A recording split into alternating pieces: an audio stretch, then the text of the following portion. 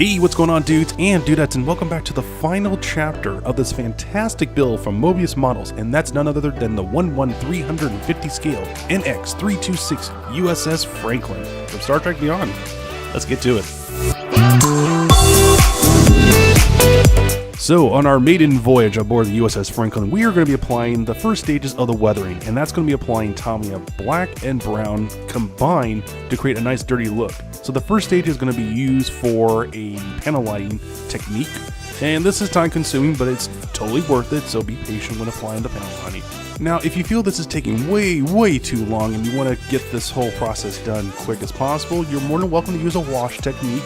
But if you want to get into like the engraving of the USS Franklin register number as well as the name, you might want to just consider take your time and doing this right, because the washing technique will be easily implemented underneath the hull of the ship, because it makes sense. The ship's been resting for like close to eons, and we want to create that illusion quite well.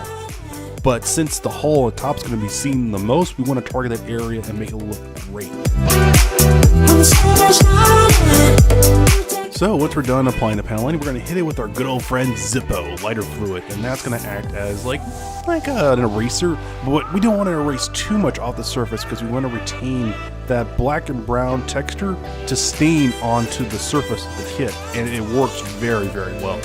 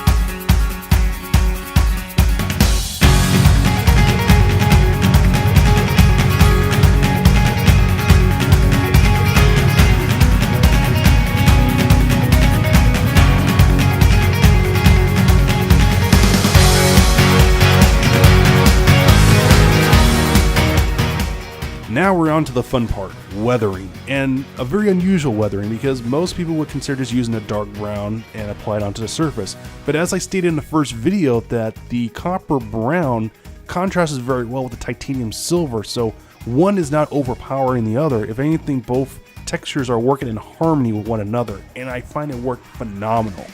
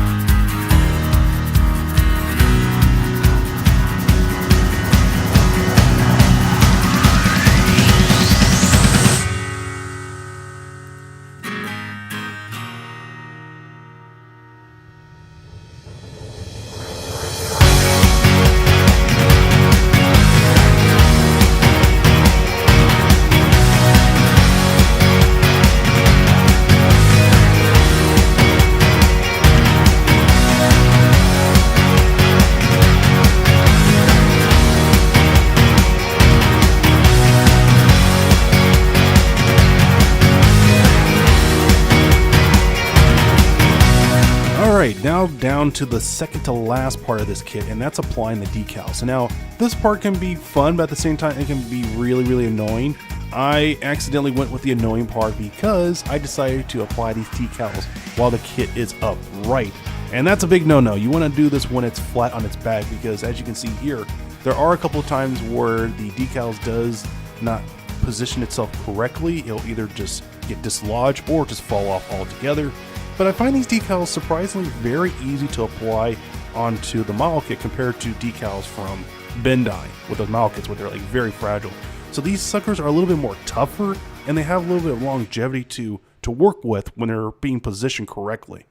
Now, as I'm applying this application of the decals is rolling, I'm just going to give you guys a brief impressions on whether you should pick this up or forget about it.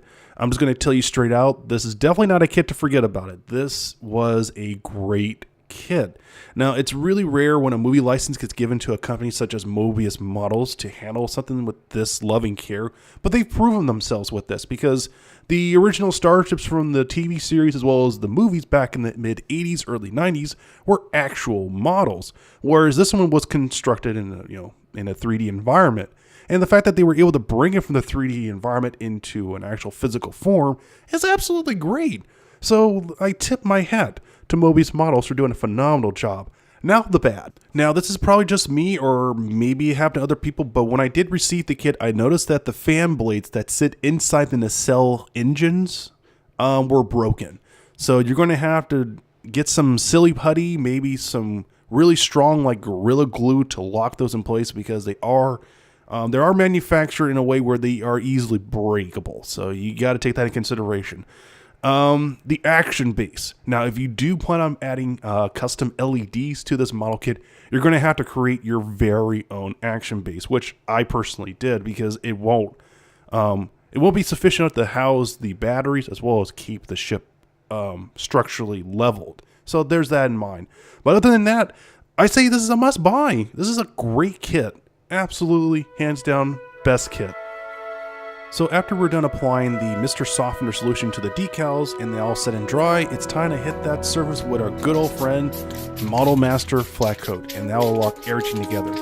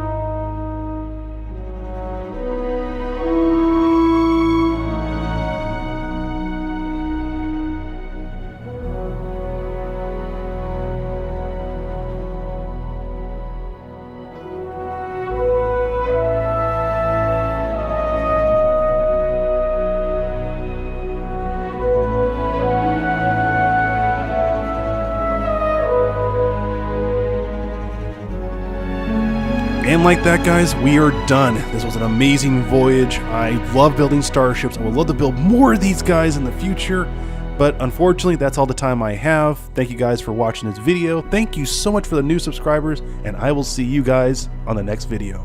Later.